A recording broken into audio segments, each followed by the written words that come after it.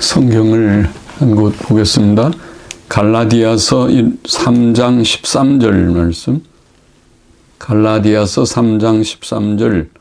그리스도께서 우리를 위하여 저주를 받은 바 되사 율법의 저주에서 우리를 속량하셨으니 기록된 바 나무에 달린 자마다 저주 아래 있는 자라 하였음이라. 아멘. 같이 잠깐 기도하고 말씀 생각하십시다. 하나님 아버지, 부족한 종이 이제도 기록된 성경 말씀 한 절에 근거하여 주님 기독교 복음을 몇 마디 또 증거하고자 할 때에 하나님의 영 성령님께서 지도하여 주셔서 감히 주의 말씀을 몇 마디 전하게 하시고 바르게 전하게 하시고 하나님의 영광을 위하고 뜻 이룸을 위하고 또 주의 사랑하는 택한 백성들이 주께로 돌아오는 때에 사용되는 작은 도구가 되게 하여 주시기를 원하오며 예수님의 이름으로 기도하옵나이다. 아멘.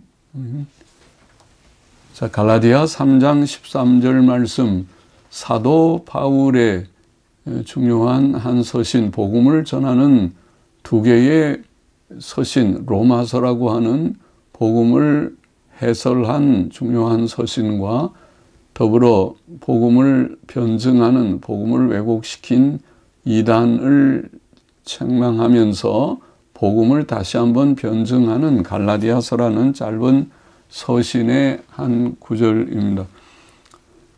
그리스도께서 우리를 위하여 저주를 받은 바 되사 율법의 저주에서 우리를 속량하셨으니 라는 말씀입니다. 그리스도께서, 성경은 2000년 전에 한 유대인 청년 예수께서 그리스도이심을 증거합니다. 예수, 그리스도, 예수라는 유대인 청년이 하나님의 아들 그리스도라고 증거하는 것입니다. 그리스도라는 말은 생소한 말이지만은 그러나 이제는 많이 익숙해서 예수 그리스도, 마치 예수님의 이름처럼 알려져 있습니다만은 그리스도라는 말은 히브리 말로 메시아라는 말을 헬라어로 표현한, 헬라어는 그리스 말이죠. 옛날 로마 시대의 문화가 헬라 문화, 그리스 문화였기 때문에 헬레니즘이라고 하죠.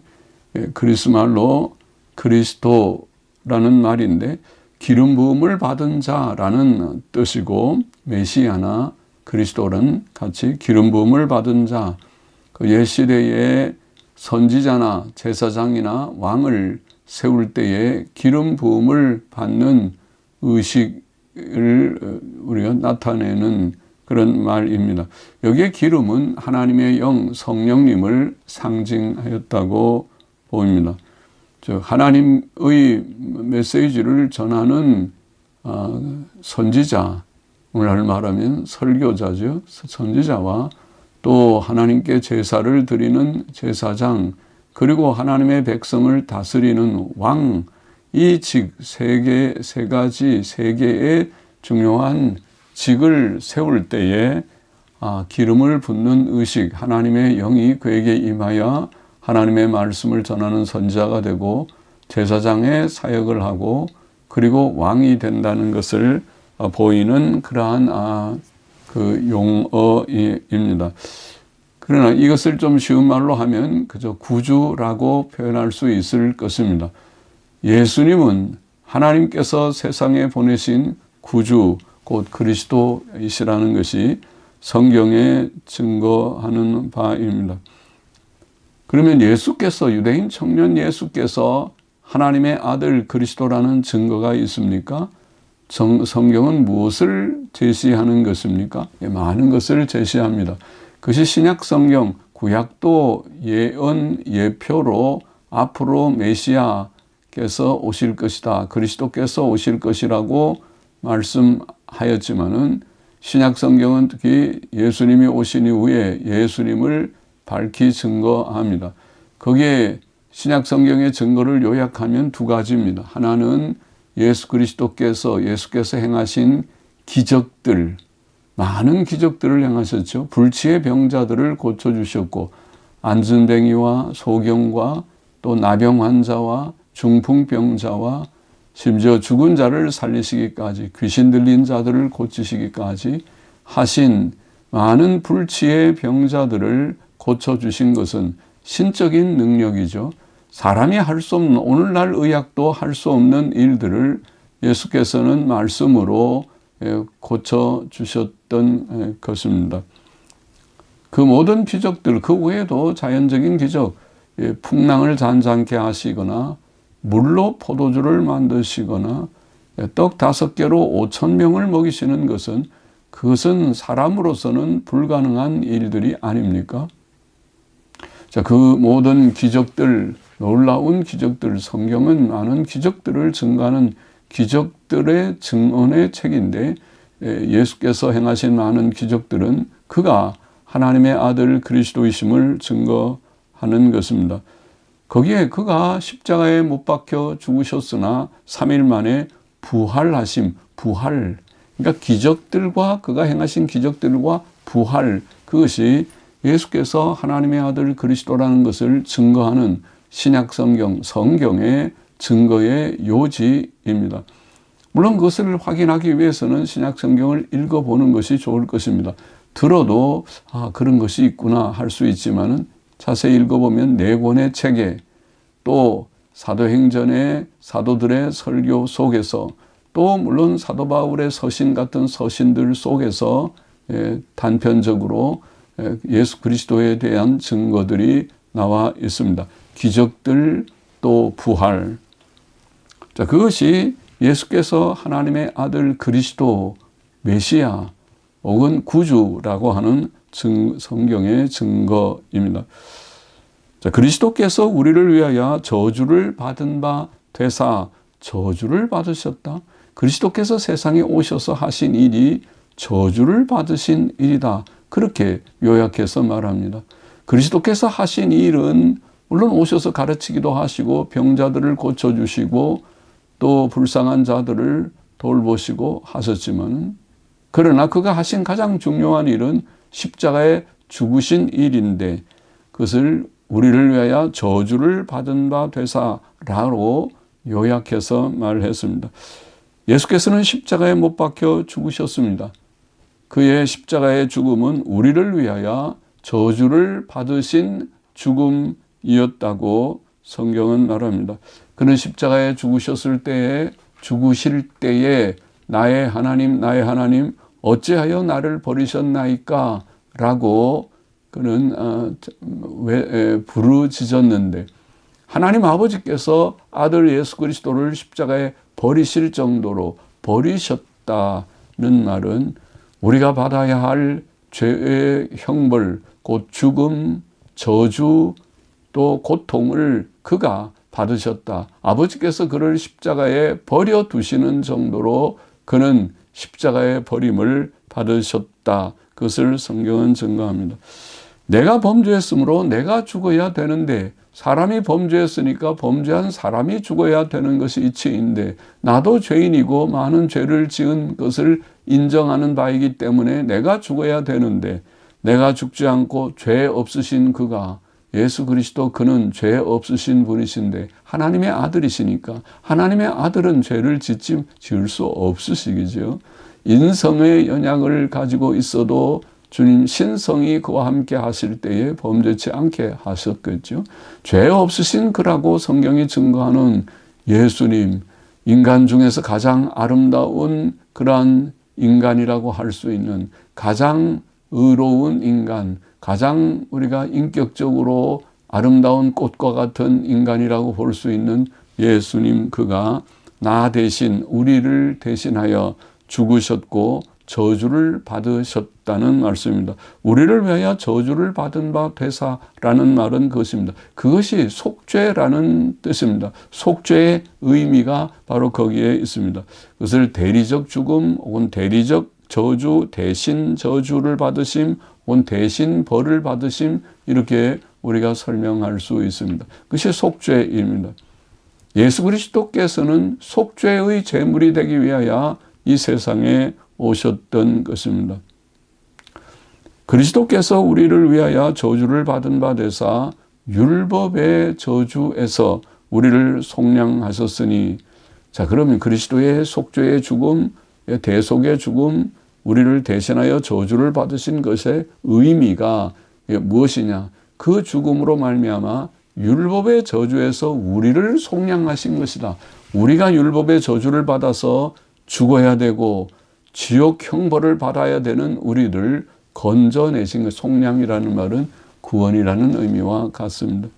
율법은 엄격한 공의를 요구합니다.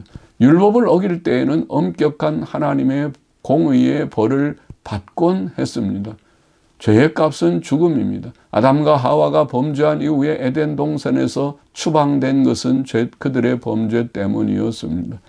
노아 홍수 시대에 하나님께서 옛 세상을 40일 홍수로 멸망시킨 것은 무서운 일이죠. 그 많은 사람들이 아우성 소리, 살려달라는 아우성 소리를 주님께서 묵살하시고 저들을 홍수로 다 멸망시키신 것은 죄에 대한 형벌이었습니다. 그들이 얼마나 죄악되었는지, 그들이 얼마나 강포하고 음란하였는지, 그들의 죄에 대해서 하나님은 내가 사람을 지었음을 후회한다고 표현하시면서 저들을 멸망시키셨던 것입니다.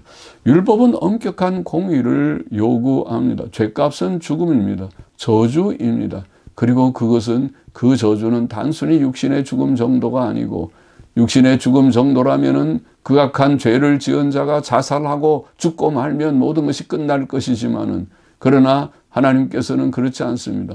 의인의 부활, 악인의 부활이 있어서 악한 자들도 부활하여 마침내 지옥 형벌을 받아야 된다고 성경은 엄하게 경고하고 있는 것입니다.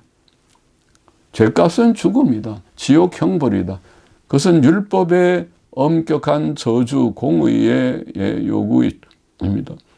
근데 예수 그리스도의 죽음은 바로 그 죽음, 율법의 저주를 우리를 위하여 대신 받으심으로 우리를 속량하신, 거기서 건져내어 주신 죽음이다. 예수 그리스도의 죽음은 하나님의 엄격한 공의를 만족시키셨다는 뜻입니다. 그러니까 구원이 되는 거죠. 하나님의 의를 이루셨다. 로마서 10장 4절에는 그렇게 표현했습니다. 하나님의 엄격한 공의를 만족시키는 의를 이루기 위하여 율법의 마침이 되셨다. 그렇게 표현했습니다.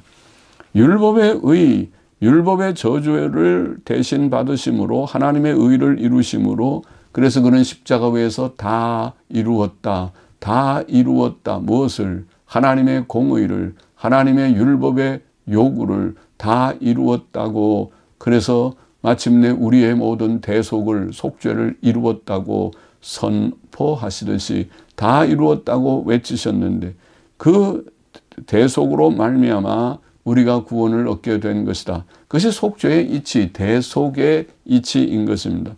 여기 오늘 본문에 우리를 위하여, 우리라는 말이 반복됩니다. 그리스도께서 온 인류 전체를 위하여 대속을 이루셨다면 인류 전체는 다 100% 모두가 예외 없이 구원을 받을 것이지만 하나님께서 그렇게 하시지 않았습니다. 하나님께서는 만세전에 택자들을 두셨다.